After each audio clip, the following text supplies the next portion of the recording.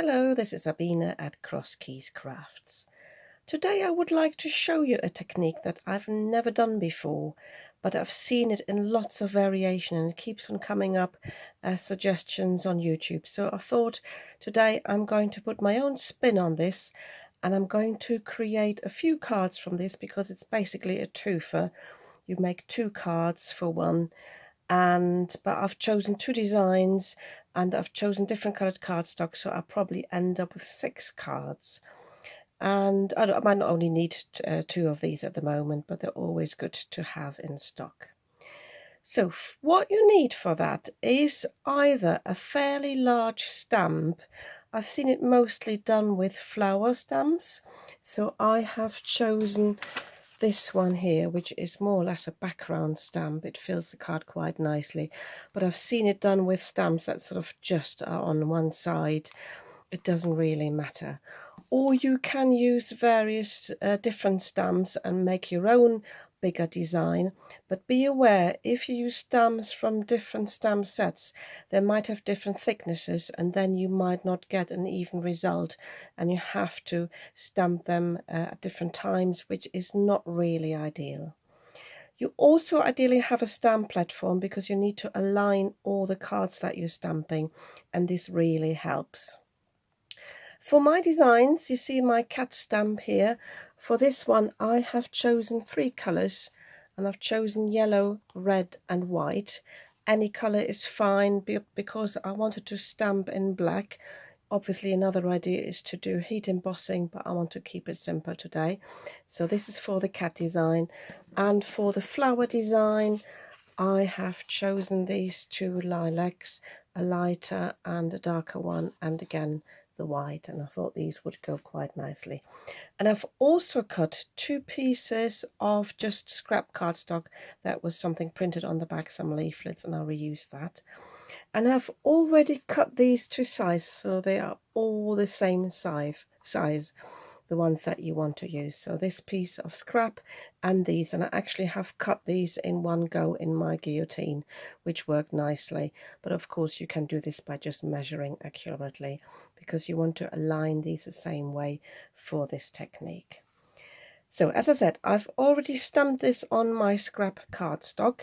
I did notice here this stamp, this is a cheap one. I might link to that below if it is from Amazon, but it's missed out the eyes here for these 3 cats, but it doesn't matter. I can fill them in later just with a pen, but just to point this out. So what I'm going to do now is I'm going to take the scrap out, and I'm going to align the next piece of paper in the very same spot, which in my case is just against the edge here and at the edge at the bottom here. And I'm just doing the same as I've done before, keeping the magnets very much to the side. I'm going to ink this up again and then stamp this on this paper. I'll just show you this once more, and then I will do the same thing. Sorry, my tongue doesn't want to work today. I'm doing the same thing today with all the others, other pieces of cardstock. So the red and the yellow for the cat. I'm just using my pressure tool here to apply even pressure. Make sure this one, for example, I've got the stamp in the the magnet in the way, which is not too good. These are fairly big stamps. You might want to cut your piece of cardstock bigger, as long as you've got all the same size and you cut them down evenly afterwards. That's fine if you're worried about your magnets getting in the way. But this is fine now. So as I said, off camera, I'm doing the same now with the other pieces and with the flower stamps and the lilac cardstock, and then I'll show you how you cut the pieces. So I have inked up all my pieces. I just wanted to show you this because I'm going to link to this cardstock below. This is the lilac cardstock I've been using. But I noticed that one side is much smoother than the other one. So I stamped on the smooth side, and it's worth testing that with your cardstock. And the other thing that's important is that your cardstock is the same thickness, or at least similar. You don't want to have too much of a difference in the thicknesses for the technique I'm showing you today. So what I'm doing is I'm taking my piece of paper, not the actual cardstock, and I'm going to use some dies, hidden them here, and these are some hard dies that's got a straight line. I would suggest you don't use any edge dies, or at first I thought about using these, but they've got these dotted lines and I think they're not so good, so you really want something straight. And I'm going to use these now to put around 2 of these cats, and I think it might be quite nice to highlight this one. And yeah, I'm going to highlight this one here, and I think this would be quite nice. I'm keeping these straight, and I'm basically using this piece of scrap paper as a guide for all the pieces to cut, so I can just put my tape here on the outside. I actually have got a video. One of my very first videos I did was about multiple die cutting, so I'm going to link to that below as well, because it is quite useful to know how to do that. And I basically create a template with this on how to cut the other pieces. Having said that though, I think because these are not too thick, I could actually cut 2 at the same time, so bear that in mind as well. But now I can use this as a template to cut from this, and if I cut from the next one, they will all be cut in the same place because they have been stamped in the same place and they are the same size. So I will be doing this now with the cat card, and I'm also doing this with the flower card. But for the flower card, I have chosen just 2 circle dies, and again I'm picking something that is worth highlighting. This is why it's called Spotlight. So by the way, this one hasn't stamped nicely, but it doesn't matter because this is just a scrap. So I think I will highlight this flower here and then these 3 flowers here. Or I could do this. No, I think I'll use these. I've left a bit of space on this one at the bottom because this is for the sentiment, and I also know I need a card for 60th birthday, so I can add the number down there. So I think I will just use this. You can use any dies, any shapes you want to, but as I said, as long as they've got a straight line, you can use as many as you want to, but I find 2 are just enough of a focus and not to be too much really. If you're not sure whether your cardstock will shift, just use a bit of low-tack tape and just put this round the cardstock so it won't move, and because it's on the back it doesn't even matter if it leaves some residue. So I will put mine through individually, but as I said, you can probably put it through a few pieces of cardstock at the same time. After my first one's gone through, I'm bending this piece, and then that means the top one will come off. I'm disposing of the paper one so I don't get confused with the actual cardstock one, but I'm leaving the dies in place where they are. I'm just peeling this here off the back, and I can even leave the washi tape in place for the next piece. So even if it does tear a little bit in the back, it doesn't matter as long as I do it slowly. So I've got these 2 pieces, and now I can use the very same piece and align this on here, and I've got the dies in place and they will cut perfectly because the middle bit has already been cut out. So again, just placing this round here and then putting it through again, and I'm doing the same with the white piece, and as I said, the same with the flower motif. I've cut my pieces now, and now I can mix and match these bits here. What I had forgotten though, I don't know if you can see that and if the camera picks this up, this Sizzix die actually leaves a bit of a rim around it, but it doesn't really matter. So I can now use, for example, the red one in here and the yellow one down here.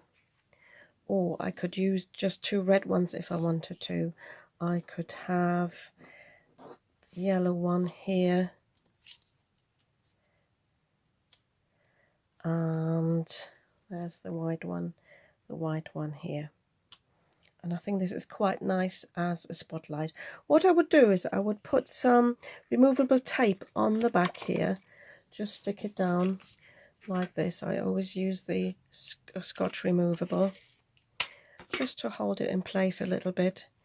And then obviously the heart is easy to align. The circle is probably a bit more difficult. I'll tell you what, I'll show you that in a second.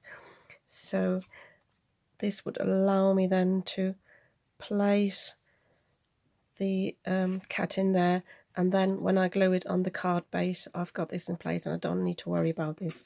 So I'll just show you with the circles here, obviously, because you can turn them, so you have to find where this one goes. And yeah, so again, I would just put a bit of tape just at the bottom there. You can put tape on the top and the bottom. Wriggle this a bit around. Maybe I didn't have it right. Oh yeah, I can see now from the stalk this is where it goes. And ideally, if you haven't sort of messed it up with the measuring, it should fit perfectly. This is actually a little bit out, but it doesn't matter. Don't know if you can see that, but still nice enough. And if I just show you what else I would do with this one, just put the lighter lilac at the bottom here, and that one should go here. That fits a bit nicer actually than that one. I don't know why. Might be that's just like the dark purple is a bit misaligned. Sometimes if you're just a millimeter out, that happens. And there you go. You've got spotlights there on the flower, which I think is really nice. And then, as I said, I can mix and match with these as well and have 3 cards of these and 3 cards with the cats. So I'm going to finish 2 of these cards because they are the ones I need at the moment. And then I'll show you what I have done with that. I'm going to do that off camera. I just wanted to show you another little trick. I wanted to glue the 60 on this little circle here. And in order to get them straight, I'm lining my circle with this line here going through the middle, so I know exactly how far I can move the 6 over on this side before pressing it down. I've already had glue on it, and then I think it's this way around. I can easily align the other side and have it all straight.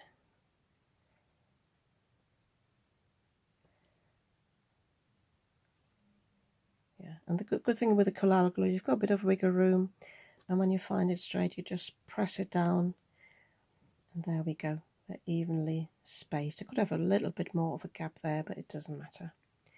So what I've done with this card, let me just zoom out again. Let me lift my camera. I've just put this on a mat. It's not a card yet, actually. I just used the same coloured cardstock here for the background and cut this panel down a little bit. I've stamped a happy birthday down here, and just to mimic this circle here, I thought the 60 with a number could just go down there. So I will obviously cover some of the flowers, but it doesn't matter because this is part of the sentiment really, not of the background motif. Just putting glue on there, and I would like to cover these here, so maybe have this on the same level as the happy birthday there. Sure it's straight, and then I can press this down.